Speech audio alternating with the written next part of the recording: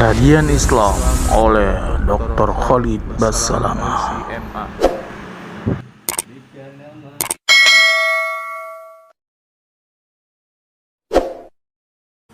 Juga ada sabda lainnya, beliau sallallahu alaihi wasallam bersabda dalam hadis yang sahih diriwayatkan Abu Daud nomor 2140, Al-Hakim meriwayatkan nomor 206 dan disahihkan oleh Tirmidzi di nomor 1159. Rasulullah SAW bersabda, "Lau kuntu amiran ahadan an yasjuda li ahadin la amartul mar'ata an tasjuda li zawjiha." Jadi hadis ini ada sebabnya sebenarnya ya. Pada saat Muadz bin Jabal radhiyallahu anhu kembali dari Yaman ke Madinah, tiba-tiba beliau sujud di bawah kaki Nabi SAW. Lalu kata Nabi SAW, "Apa ini Muadz? Berdirilah." Kata Muadz radhiyallahu anhu, "Ya Rasulullah, saya di Yaman melihat kalau orang-orang menghormati pimpinan mereka, maka mereka sujud di kakinya, dan saya anggap anda orang paling layak untuk saya sujudi, maka saya sujud kepada anda." Kata Nabi SAW, "Tidak, hai Muadz, seandainya," ini lanjutan, ini hadisnya saksi bahasan ditulis ya, tapi saya awali dari awal kisahnya. "Seandainya aku dibolehkan memerintahkan seseorang bersujud kepada orang lain, pasti aku perintahkan wanita sujud kepada suaminya." Perhatikan ya, tidak ada hadis ini bu yang berbunyi saya akan suruh anak sujud pada orang tuanya, nggak ada loh. Saking besarnya hak suami, nggak ada hadis yang mengatakan saya akan suruh anak-anak sujud kepada orang tuanya. Padahal orang tua luar biasa kedudukannya. Bahkan ulama mengatakan tidak dibolehkan sama sekali. Tapi Nabi berikan perumpamaan, kalau boleh sujud selain Allah, saya suruh istri sujud pada suaminya. Ada juga seorang wanita datang kepada Nabi SAW mengatakan, "Ya Rasulullah," dalam hadis sahih, "saya mau menikah." Orang ini belum menikah. "Saya mau menikah, tapi saya mau tahu dulu apa hak suami saya, supaya saya tahu nanti saya berikan haknya." Kata Nabi SAW, kalau dada suamimu luka dan bernanah, lalu kamu bersihkan dengan lidahmu, bukan dengan kain, maka kau masih belum bisa memberikan haknya. Aisyah mengatakan radhiyallahu anha, "Hai para wanita, kalau kalian tahu hak-hak suami kalian dari Allah, maka kalian akan mengambil debu kaki mereka diletakkan di pipi kalian." Karena suami orang asing, bukan ayah kita, bukan kakak kita, tiba-tiba semua makanan, pakaian, tempat tinggal harus dipenuhi sama dia. Kadang-kadang bahkan ada, mohon maaf saya bahasakan ibu-ibu sekalian, ada istri yang tidak santun, udah minta uang bulanan marah-marah lagi. Hasil keringatnya orang diminta marah-marah, gimana? Tapi karunia Allah, Allah berikan kedewasaan dalam hati manusia. Laki-laki kadang-kadang walaupun suami istrinya begini, ya sudahlah dikasih. Kadang-kadang minta maaf ya, telat, padahal sebenarnya hasil keringatnya ya. Kalau mau dipikir siapa orang ini, enak bener, saya yang banting tulang setengah mati, kadang-kadang dihukum kalau telat ya, harus nagih utang sana sini, tapi akhirnya dia yang habisin, kasih makannya, minumnya, pakaiannya. Makanya haknya sangat luar biasa istri itu, suami itu harus diberikan di sini. Yang kedua, tadi itu mentaati pada hal yang ma'ruf, memelihara diri dan menjaga kehormatannya, menjaga harta dan anak-anaknya serta urusan rumahnya. Yang dimaksud dengan menjaga harga diri adalah tidak interaksi sama lawan jenis ya. Sudah cukup, tidak ada poliandri dalam Islam. Perempuan tidak boleh punya dua suami, satu suami, tidak ada poliandri. Poligami bagi laki-laki ada, tapi poliandri tidak ada. Maka sudah ada suami, selesai, nggak ada lagi laki-laki lain, sudah selesai. Lampiaskan di situ perintah-perintah agama ya, semua yang dibutuhkan dari lawan jenis sudah selesai, sampai meninggal insya Allah masuk surga. Kemudian yang dimaksud dengan menjaga harta dan anak-anak adalah titipan suami. Makanya saya pernah bilang, kalau dalam bab nafkah, misal ibu dikasih ini nafkah ya 10 juta, kemudian ternyata pengeluaran kita tiap bulan 8 juta, 2 juta ini harus dilaporin ke suami, ini ada lebih 2 juta ya, bagaimana? Kalau kita dengan santun baik kan, misalnya suami bilang sudah nggak apa-apa buat tabungan kamu misalnya, sudah jadi halal buat ibu. Itu pun kalau sumbernya dari suami, nanti misalnya 2 juta ini tiap bulan ibu tabung, misal dalam setahun kali 12 kan jadi 24 juta. Terus ibu mau investasikan, ibu bahasakan, jangan tidak, nggak boleh. Saya mau usaha ini ya, pakai uang ini sudah saya tabung sekian. Maka insya Allah jalankan halal, kecuali memang dasarnya uang itu dasarnya uangnya ibu sendiri.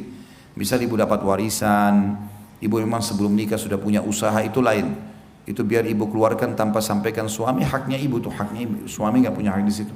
Tapi kalau sumber dari dia nggak boleh, harus disampaikan. Menjaga anak-anak juga ini ibu-ibu harus tahu, boleh pakai pembantu, boleh pakai babysitter, tapi tidak boleh membiarkan anak dididik oleh mereka. Banyak anak-anak muslimah akhlaknya seperti akhlak pembantunya. Memang dia tidak pernah urus sama sekali. Bangun tidur, dia tinggal mandi, makan, keluar. Anaknya mana cuma dilihat sebentar. Oh sudah mandi, sudah selesai. Tidak, bukan itu. Duduk, ajarin kalimat-kalimat yang baik.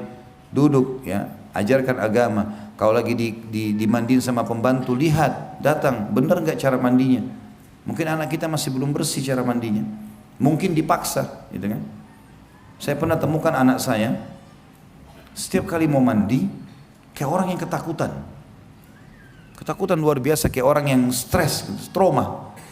Sampai saya panggil anak saya panggil anak laki-laki saya panggil, sini nak, coba masuk ke kamar mandi, saya coba mandikan. Alhamdulillah saya mandikan sendiri anak saya, umur 3-4 tahun, ya, sama sekali nggak nangis. Tapi saya lihat ternyata dia kayak orang trauma. Jadi selama ini kalau dimandikan oleh teman yang membantu di rumah ini, itu sering dipaksa. Ditutup itu kamar mandi, dipaksa, disiramin langsung. Kadang-kadang tidak nafas. Dia trauma dengan itu. Lihat kalau orang tuanya tidak awasin, saya bilang sama istri saya, lihat tuh. Bahayanya kalau kita cuma biarkan saja. Gitu kan? Dia mandi sama saya nggak trauma sama sekali. Dan saya lihat sendiri waktu saya mau siram kepalanya kayak orang ketakutan, nggak mau. Saya kasih dia timba, mandi sendiri nak. Lihat nih caranya, mandi. Akhirnya dia bisa. Sekarang alhamdulillah sudah baik. Dan saya dudukin, akhirnya saya bicara baik sama muslimah ini, saudari kita.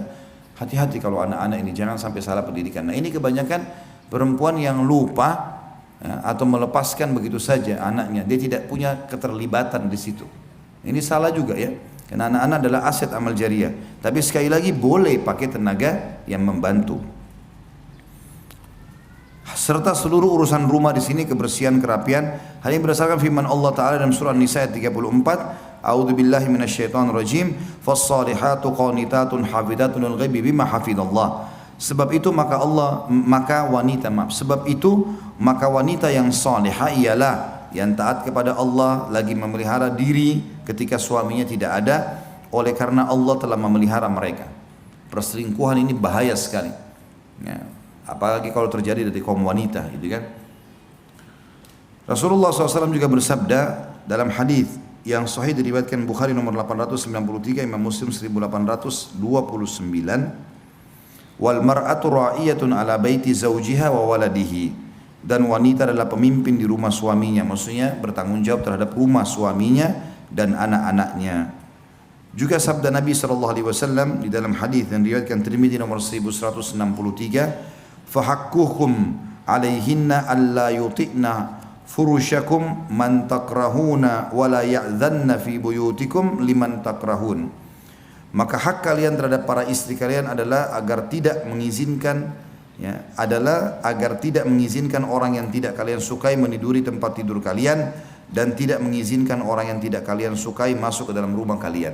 Tentu semua laki-laki yang berusaha berinteraksi sama istri kita yang bukan mahram, tentu kita tidak senang. Otomatis seperti itu, larangan mutlak, ya.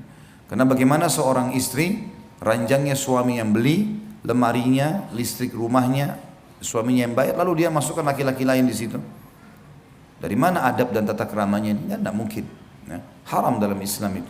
Ataupun dia berselingkuh di luar, nggak mungkin, ya.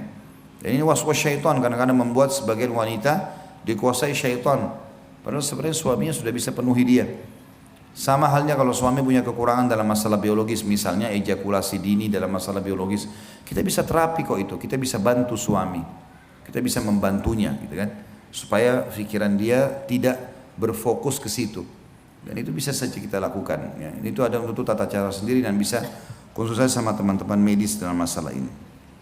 Yang ketiga, tetap tinggal di rumah suaminya sehingga tidak keluar ke rumah kecuali dengan izin dan kerelaannya, yang disertai dengan menundukkan pandangan, merendahkan suara, menahan diri dari berbuat buruk, memelihara lisan dari perkataan kotor dan jorok, serta senantiasa memperlakukan kerabat suami dengan baik sebagaimana sikap suami terhadap mereka. Karena tidaklah seorang istri dianggap telah berbuat baik terhadap suaminya jika ia berbuat buruk terhadap orang tua dan kerabat suaminya. Allah berfirman di dalam surah Al-Ahzab ayat 33, A'udzu billahi minasyaitonir rajim, wa qarna fi buyutikunna وقرن في بيوتكن ولا تبرجن تبرج الجاهلية الأولى الآية.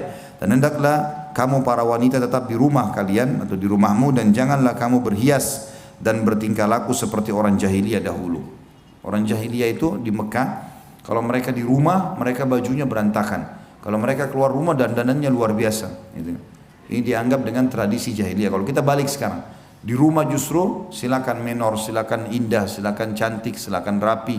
Di luar malah harusnya biasa-biasa, jangan jadi fitnah buat orang. Ini perintah Allah dalam surah Al-Ahzab. Dalam surah Al-Ahzab juga ayat 32 Allah berfirman, A'udzu billahi minasyaitonir rajim, fala takhda'na bil qawli fayatma'a alladzi fi qalbihi marad. Al-ayah. Dan jangan juga kamu tunduk dalam berbicara sehingga berkeinginanlah. Sebenarnya bukan tunduk ini, takhda'na bil qaul artinya perkataan yang suaranya sengaja dimanja-manjakan. Ya. Ini yang dilarang dalam Al-Quran. Jadi kalau bicara ada penting, misalnya lagi belanja di pasar atau segala macam, saya mau beli ini pak, saya mau beli ini, to the point, gitu. Ya. Gak usah mutar-mutar, ayamnya ini beli di mana pak, ya. Ini kapan disembeli, gitu kan? Berapa ekor bapak jual sehari, untuk apa? Ya. Untuk apa banyak bertanya ini? Apalagi kalau menggunakan kata-kata yang tidak benar, ya, kata-kata yang bisa mengundang syahwat. Maka janganlah kamu tunduk dalam berbicara sehingga keinginan orang yang ada penyakit dalam hatinya mengganggu kalian. Jadi nggak boleh sampai bermanja-manja akhirnya laki-laki ingin mengganggunya. Kemudian dalam surah An-Nisa 148 juga berbunyi, A'udzu billahi minasyaitonir rajim, la yuhibbullahu al-jahra bis-su'i minal qawli illa man zulim. Al-ayah. Allah tidak menyukai ucapan buruk yang diucapkan dengan terus terang kecuali oleh orang yang dianiaya. Juga dalam surah An-Nur ayat 31 Allah berfirman, A'udzu billahi minasyaitonir rajim, wa qul lil mu'minati yaghdudna min absarihinna wa yahfadna furujahunna wa la yubdina zinatahunna illa ma dhahara minha. Katakanlah kepada wanita yang beriman, hendaklah mereka menahan pandangan mereka dan memelihara kemaluan mereka, dan janganlah mereka menampakkan perhiasan mereka kecuali yang biasa nampak darinya. Artinya dia pakai hijab, selesai. Kecuali di rumah, ya. Sekali lagi ibu-ibu harus di rumah dandan rapi, tapi juga yang suami suka. Kalau suami ibu bilang, saya lebih suka alami, nggak usah pakai kosmetik, ya sudah nggak apa-apa, jangan dipakai di depan dia, ya, terserah dia, gitu kan. Kalau dia suka yang begini, nggak masalah. Yang penting yang membuat dia nyaman itu sudah cukup. Karena memang dandanan ibu cuma boleh buat dia, yang lain tidak boleh, gitu kan. Kemudian Nabi SAW bersabda, khairun nisa'i allati idza nadarta ilaiha sarratka wa idza amartaha ata'atka wa idza ghibta anha hafidhatka fi nafsiha wa malik. Hadis ini hadis sahih riwayat Tabarani. Sebaik-baik wanita atau istri adalah yang apabila engkau memandangnya maka ia membuatmu merasa senang. Tatapan matanya syahdu, lisannya santun, ya, rambutnya rapi, badannya wangi, itu semua yang dimaksud di sini. Sebaik-baik istri dalam riwayatnya dikatakan wanita ahli surga. Yang kalau kau memandang kepadanya maka membuatmu merasa senang. Jadi ibu-ibu kalau dilihat sering ngomong dan suaminya tidak lihat ke dia, maka muhasabah. Ya. Mungkin memang dia pakai baju warna yang suaminya tidak suka, gitu. Ya. Saya tahu pernah ada keluhan yang sampai kepada saya dari beberapa ikhwah, dia nggak suka dengan warna itu, tapi istrinya suka pakai. Emang dia tidak suka, secara alami dia nggak suka memandang itu, tapi suka dipakai terus, gitu. Maka jangan, hindari. Pakai sesuatu yang memang dia suka, gitu ya. Apabila kau menyuruhnya, maka ia akan mematuhimu. Tentu pada hal-hal yang ma'ruf. Temani saya ya, buatin saya makan, iya semuanya. Ya. Dan apabila engkau tidak berada di sampingnya, lagi safar, maka ia memelihara hakmu pada dirinya dan hartanya. Dia tidak selingkuh. Juga sabda Nabi SAW dalam hadis yang lain, hadis riwayat Muslim nomor 442 dan Imam Ahmad 4641. Kalau perempuan itu boleh keluar, tapi keluarnya tidak boleh dandan-dandan, tidak boleh jadi fitnah bagi orang lain. Sebagaimana sabda Nabi SAW, la tamnau ima Allahi masajid Allah. Janganlah kalian wahai para suami melarang hamba-hamba Allah yang perempuan untuk mendatangi masjid-masjid Allah. Artinya mereka boleh keluar, tapi pada hal-hal yang ma'ruf, ya, seperti ke majlis taklim begini, atau ke masjid lagi mau sholat tarawih misalnya di Ramadan nanti, atau apalah, ya, yang kira-kira positif dia mesti silaturahim keluarganya, jangan dilarang, tidak ada masalah. Tapi kita memberikan kaidah-kaidah syar'i, ya. Jadi tidak boleh keluar dengan fitnah yang luar biasa. Yang ada perempuan kalau keluar luar biasa, semua mata memandang ke dia, sehingga hanya mengganggu permasalahan kehidupan tatanan sosial pun terganggu dengan dia, ya. Apalagi kalau dia memang dasarnya supel sekali, ini bahaya. Ada perempuan juga terlalu supel, semuanya orang diajak ngomong, tidak ada masalah gitu kan. Jadi, kita perlu tegur, jadi gini, ibu-ibu harus tahu ya, perempuan itu makin jarang bicara dan makin menata ya, perlu dia sampaikan, maka makin dihormati oleh laki-laki itu. Tapi kalau perempuan itu semuanya gampangan, gitu kan, maka oleh laki-laki dianggap remeh. Kalau ada perempuan belum nikah, suaminya tahu, calon suaminya tahu kalau dia ini orangnya bijak, ngomong kapan perlu ya, dia jaga wibawahnya. Kecuali kalau sudah nikah lain, maka pasti akan dihormati. Jangan beda perempuan yang murahan segala macam bisa disentuh, diajak ngomong, omongannya juga murah sekali. Semuanya gembar sana sini, sama ini bilang iya, sama sana bilang iya. Ini jadi masalah buat dia. Sampai Nabi SAW melarang mengkhidbah wanita yang sudah dikhidbah oleh laki-laki lain. Khidbah itu baru diminta, baru saya mau menikah sama anda, datang ke walinya, saya mau nikah sama anak anda, baik kami minta waktu, itu khidbah namanya. Selama belum dikasih jawaban iya atau enggak, maka berarti masa khidbah, enggak boleh ada laki-laki lain. Sampai begitu Islam menata. Karena perempuan tidak boleh sembarangan mengombar-gombir janji dia, bicara dia, memang harus jaga itu. Juga dalam hadis Nabi SAW yang lain tentang bolehnya wanita keluar tapi dengan izin suaminya, adalah hadis diriwayatkan Bukhari nomor 5338 dan Imam Muslim nomor 442. Wa idza sta'dzanatil mar'atu ahadikum ilal masjidi fala yamna'ha. Jika istri salah seorang kalian meminta izin untuk ke masjid, maka janganlah ia melarangnya. Juga dalam hadis yang lain dan penutupan bahasan kita, riwayat Imam Muslim nomor 442, Ahmad 5082, Abu Daud 568 dan Tirmidzi 570, Rasulullah SAW bersabda, "Idzanu lin-nisa'i bil-laili ilal masajid." Izinkanlah para wanita pergi ke masjid walaupun itu di malam hari. Jadi dibolehkan, kalau selama ke masjid berarti baik. Sebagian ulama hadis mengatakan dimaksud dengan masjid adalah masjid secara umum. Memang dia mau datang untuk aktivitas masjid ya, pengajian, sholat, tidak ada masalah. Tapi kalau dia datang, masuk dalamnya juga kalau dia pergi kepada hal yang positif, kayak silaturahim keluarga, ngumpul-ngumpul sama para wanita salihah di waktu tertentu, tentu tidak setiap saat, makanya juga masuk di dalamnya dianjurkan untuk dilakukan. Ya, Allahu a'lam.